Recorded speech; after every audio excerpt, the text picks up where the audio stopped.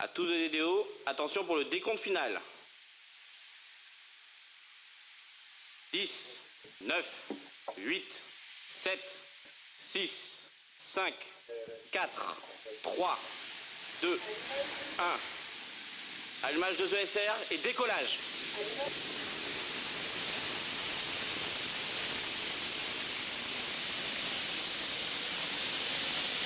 La propulsion est nominale. Pilotage calme.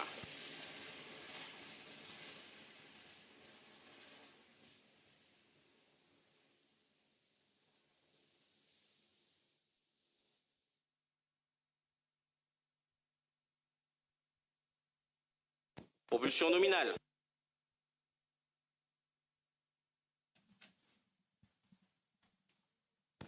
Tous les paramètres à bord sont nominaux. Bah voilà Samuel, Quel spectacle. c'est impressionnant quand même. Puis on voit avec les caméras embarquées, on voit ce qui se passe. Alors le ciel est un peu nuageux actuellement, Propulsion mais en tout nominale. cas tout va bien, propulsion nominale. Écoutez, on sait qu'actuellement le lanceur il subit une pression dynamique maximale. Qu'est-ce que ça signifie? Pilotage le calme, moment. trajectoire nominale, paramètres à bord nominaux.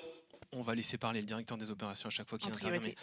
Mais c'est le moment où les forces aérodynamiques sont maximales. Bien sûr, elle a été dimensionnée pour supporter tout ça. Hein.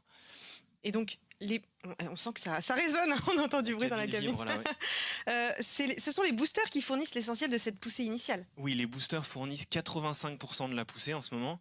Le poids du La lanceur propulsion est nominale. sur le pas de tir, c'est 535 tonnes. Donc ça veut dire que ce qui pousse la poussée des boosters est plus supérieure à 800 tonnes. Ça permet de l'arracher à la traction de la Terre. Et c'est vraiment un concentré de puissance, ces boosters. Ils atteignent Trajectoire nominale, paramètres à bord nominaux. leur poussée maximale en une demi-seconde seulement. En ce moment, on est en train de consommer 2 tonnes de carburant par seconde parce qu'on va consommer 142 tonnes de chacun des boosters en seulement 2 minutes. Et dès que les capteurs à bord détecteront que les Pilotage boosters calme.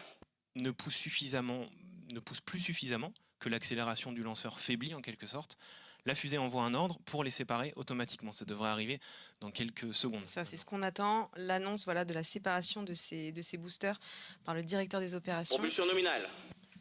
Qui nous dit toujours que la propulsion est nominale, ça veut dire que les moteurs poussent comme prévu. Voilà. Le terme nominal, toujours, tout va bien pour l'instant, donc c'est parfait. Séparation des ESR. Voilà, ça y est.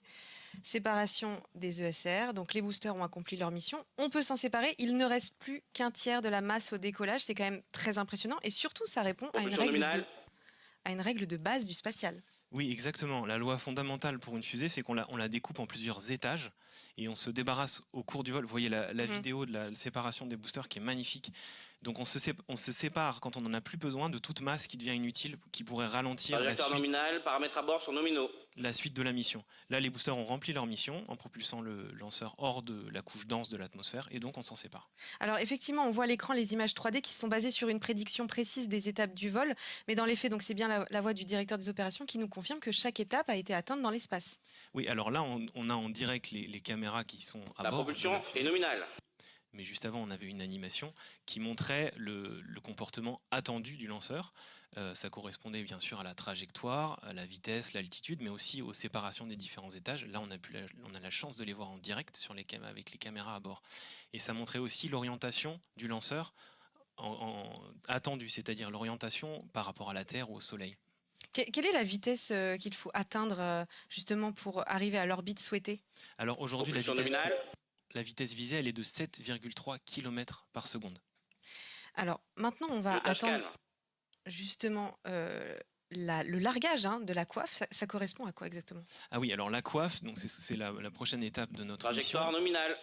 Elle sert à protéger le passager, évidemment, de l'ambiance extérieure au sol, de la poussière, de l'humidité, de la chaleur en Guyane. Au décollage, les vibrations acoustiques au décollage sont vraiment très intenses et donc la coiffe protège le satellite. Et pendant la traversée de l'atmosphère, ça génère des frottements avec l'air qui génèrent un échauffement important. Donc ça nous permet, cette coiffe, de protéger le satellite. Et ensuite, vis-à-vis du lanceur, la coiffe permet de lui donner une forme profilée pour réduire les forces aérodynamiques qui s'exercent sur lui. Et donc on attend confirmation de la séparation de la coiffe. On a même séparation coiffe. On a eu confirmation à l'instant de la séparation de la coiffe.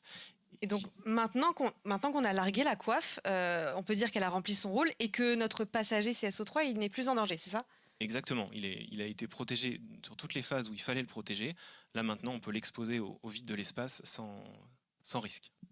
Alors, est-ce qu'on voilà, a des images justement de la respiration de la coiffe? Et ben voilà, on ça, voit magnifique à l'écran, c'est ce qu'on appelle le mode de respiration. Cette oscillation de la demi-coiffe, c'est sous l'effet des efforts pour éjecter chacune des demi-coiffes à la séparation de la coiffe. Les deux demi-coiffes, demi-coquilles, si on veut, se déforment sous cet effet des efforts et ça donne ce mouvement de ressort qu'on voit qui est très La propulsion est nominale.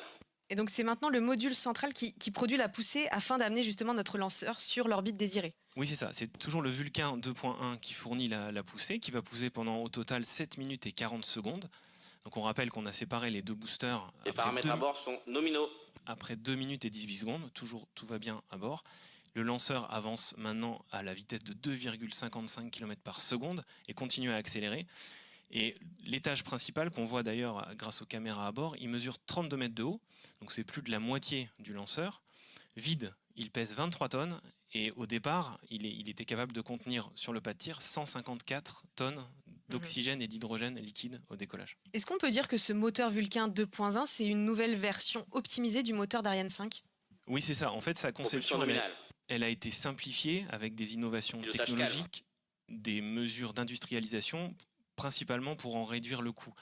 On a par exemple le générateur de gaz de ce moteur qui a été maintenant fabriqué en impression 3D. Le processus de fabrication de la tuyère les paramètres à bord sont nominaux. Qu'on voyait au décollage, il a été complètement revu. Et puis le dispositif d'allumage, il a été revu par 4 torches au sol maintenant. Là, on est en train de brûler 154 tonnes de propergol cryogénique en un peu plus de 7 minutes. Et puis il y a 2 organes qui sont importants, 2 équipements importants sur cet étage, c'est les turbopompes. Une pour l'oxygène, une pour l'hydrogène. Celle de l'hydrogène tourne à 33 000 tours par minute. Enfin, il faut réaliser que c'est des vitesses énormes. Ça correspond à une puissance telle celle d'un train à grande vitesse. Et donc, comme tu l'as dit, le rôle de cet étage principal, c'est d'augmenter notre vitesse et notre altitude. Une fois qu'il aura terminé sa tâche, on atteindra 4 km par seconde en vitesse et l'altitude de 270 km. Rapidement, on peut peut-être rappeler quelle est la trajectoire justement du lanceur pour notre mission d'aujourd'hui? Alors, on vise le nord. On passera au-dessus du pôle Nord et ensuite on redescendra au-dessus de l'Australie et on aura fait un demi-tour de la Terre avant de séparer notre satellite CSO3. Et donc au moment où on parle, c'est-à-dire à 7 minutes 23 après le décollage, qu'est-ce qui reste de la masse initiale du lanceur? Alors là, il reste à peu près un dixième du poids initial sur le pas de tir et dans quelques secondes, quand on aura la séparation de l'étage principal, il ne restera que 7,5% de la masse au décollage. Donc on a vraiment perdu beaucoup de poids. Donc ce sont les annonces que nous attendons maintenant, qui ne vont pas tarder, je pense, qui vont s'enchaîner d'ailleurs, hein, les étapes assez importantes. Extinction Vulcain. Voilà, on a la première, l'extinction du Vulcain. On devrait avoir la séparation de l'étage principal qui va suivre. Séparation LLPM. Confirmé à l'instant. Allumage Vinci. Fin de mission sauvegarde. Et l'allumage Vinci qui a été confirmé. Donc on a enchaîné 3 étapes importantes là, oui. Effectivement. Alors, la spécificité de... Et on voit la séparation de l'étage principal sur les caméras embarquées. Waouh, magnifique. C'est génial de voir ça quand même. Magnifique. Propulsion nominale. Donc, le directeur des opérations a annoncé le premier boost. La spécificité de ce tout nouveau moteur Vinci, c'est justement ça, c'est sa capacité de rallumage. C'est ça. Il a été conçu pour être allumé jusqu'à 3 fois. Donc ça illustre la grande polyvalence de ce moteur et de cet étage. Et nous, c'est clé parce que ça nous permet de faire plusieurs missions différentes en un seul vol. C'est un peu comme un bus de l'espace. C'est un peu comme un bus de l'espace. On peut déposer des passagers à différents endroits selon leurs besoins. Donc ça permet de placer différents satellites sur différentes orbites, mais pour un même vol. Dans cette mission, il n'y a qu'un passager à bord, mais on aura quand même 2 rallumages. Le premier pour circulariser l'orbite un peu plus tard, et le deuxième rallumage... APU. Et le deuxième rallumage servira à désorbiter l'étage pour ne pas laisser de débris en orbite autour de la Terre. Donc là, pendant ce premier boost, d'ailleurs on voit la tuyère du Vinci qui est rouge sous l'effet de la propulsion. Propulsion nominale. Je laisse toujours le directeur de l'opération s'exprimer. Pendant ce premier boost, on aura 11 minutes de poussée. Et puis on peut aussi saluer quand même cette véritable coopération européenne pour concevoir ce moteur. Oui, tu as raison, c'est une véritable coopération européenne et puis peut-être principalement franco-allemande. L'étage, il est conçu et fabriqué par Ariane Group à Brême autour d'un moteur lui-même conçu à Vernon. Trajectoire nominale, paramètres à bord nominaux. Mais ce moteur, il a lui-même été assemblé à partir de composants provenant d'autres pays, comme par exemple la chambre de combustion qui vient d'Ottobrunn en Allemagne, on en parlait tout à l'heure. Et l'étage supérieur, il a été testé à Lampolshausen sur un banc de test opéré par l'agence spatiale allemande, le DLR. Donc Ariane 6 continue son ascension vers le nord. Elle devrait bientôt être en contact avec la station de Bermude. Propulsion D'ailleurs, nominale. si vous suivez ces images, et c'est que vous êtes aussi excité que nous à Acquisition de la l'idée. télémesure par la station de Bermude. Quel timing, tu venais de l'annoncer. Voilà, c'est exactement. confirmé. Donc alors, pour mieux comprendre justement Trajectoire nominale. tout ça, on va vous emmener dans les coulisses de la mission CSO au CNES. On regarde tout de suite en images. De l'oxygène et de l'hydrogène dans les réservoirs, on les transforme en gaz dans un générateur de gaz. Ça permet de diminuer le besoin en hélium et d'ajuster la pression. Deuxième allumage Vinci. Génial, on a la bonne...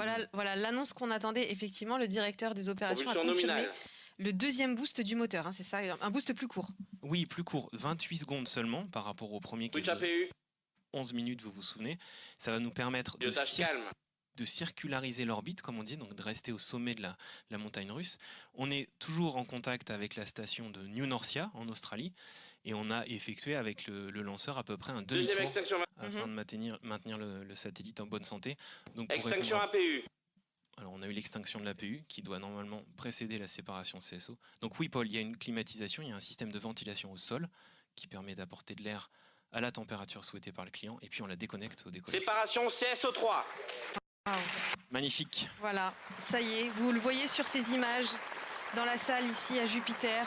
Les applaudissements, la joie, on se serre la main, on se prend dans les bras. C'est vraiment le moment que tout le monde attendait. C'est beaucoup de joie. Ouais.